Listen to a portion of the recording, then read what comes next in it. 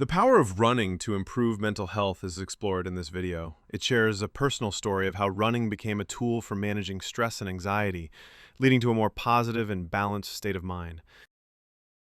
You won't believe how running changed my life.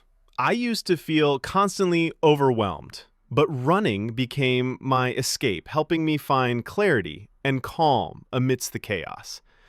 Join me as I share my journey and the positive impact running had on my mental well-being. Back in 2019, when COVID-19 hit, everything in my life came to a standstill. No more going to the office, no more outdoor activities, no routine, no movement, just me, sitting at home all day. Slowly, without realizing it, I started gaining weight. But the physical changes were just the beginning. Mentally, I was falling apart. Stress started creeping in. Anxiety became a constant visitor in my mind. I kept thinking over and over, I need to do something, anything to feel better. And as the stress and anxiety piled up, another issue joined the list, my digestion. I developed a stomach problem. I couldn't digest food properly. My body felt heavy. My mind felt stuck. Life became overwhelming. That's when a thought struck me. What if I start running? So I gave it a shot. Let me tell you, it wasn't easy. I could barely run 500 meters in the beginning, but I didn't quit. Every single day, I added a little more distance. I challenged myself, and slowly, very slowly, it started to feel good.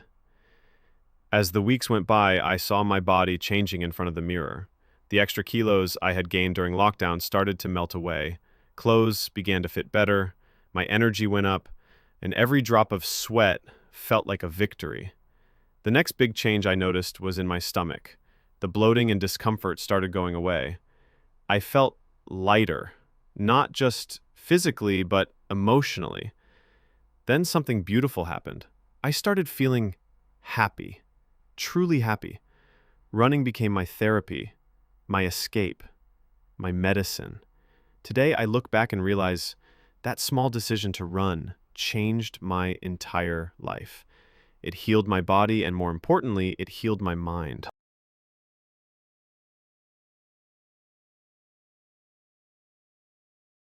This wasn't just a fitness change. It was a complete mental, physical, and emotional transformation. From feeling stuck, anxious, and bloated to becoming light, energetic, and free. From barely being able to run 500 meters to running multiple kilometers with confidence. From low self-esteem to a stronger sense of purpose and discipline. Most importantly, I became someone who takes care of himself. Not just for looks, but for peace of mind.